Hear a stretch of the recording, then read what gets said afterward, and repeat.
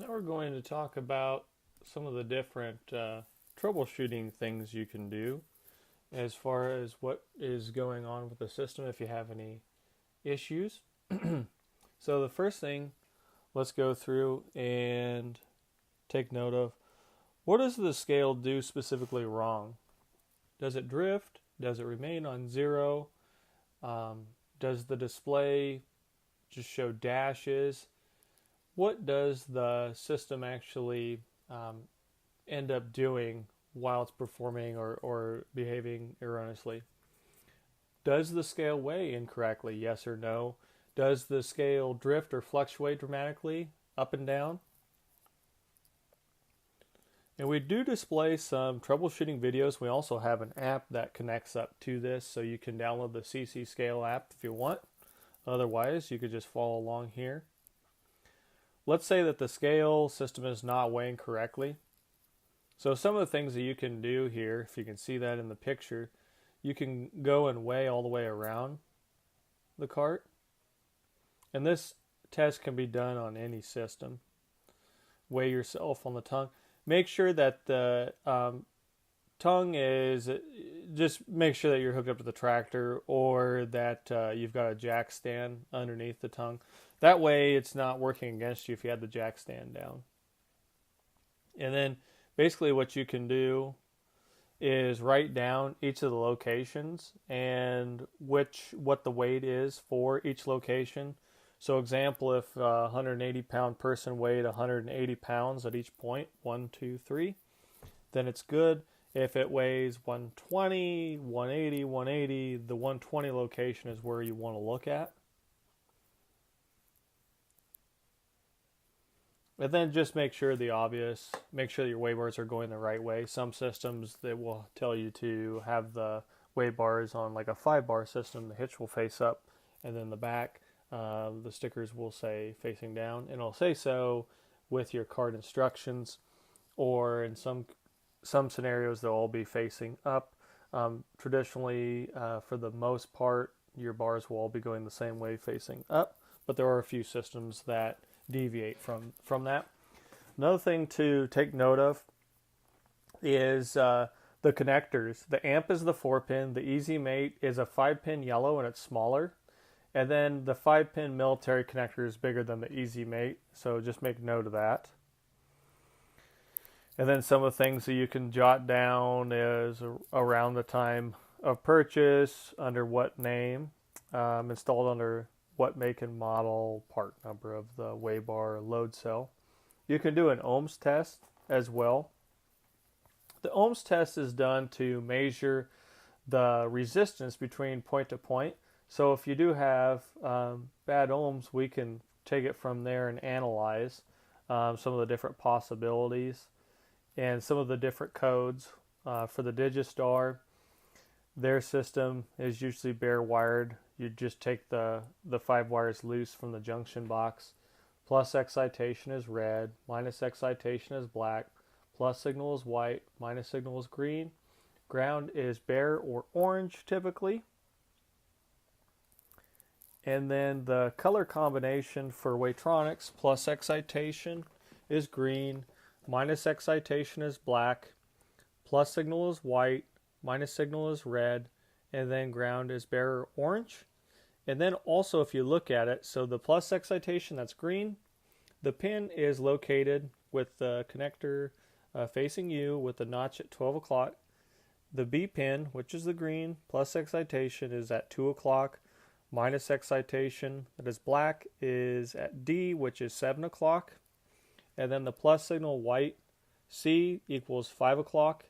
And then the minus signal, which is red, is at A, which is 12 o'clock. And then the ground, bare, is at E, 10 o'clock. And then if you look at the Easy Mate connector, if you basically go on the left-hand side, you have the green, the white, and then on the right-hand side you have the red and the black, and then the middle is the ground bare wire. So plus excitation is red, minus excitation is black, and then the plus signal is white, and minus signal is green, and then the ground is the bare Ohms for Digistar, pretty simple. To get a measurement on Digistar, you go red to black, green to white, and then bare to all. So the red to black should be 350 ohms, variance of 5%. Green to white should be the same, 350 ohms, variance of plus or minus 5%. Bare to all should be open. Weightronics, you're going from red to white, or A to C rather, or not rather, but or. So it can be bare, or it can be the 5-pin connector, so that'd be 350 plus or minus 5%. And then going from the green to black, or the B to D position, is 350 ohms plus or minus 5%. And then E to all is open. So your A to C is from 12 o'clock down to 5 o'clock.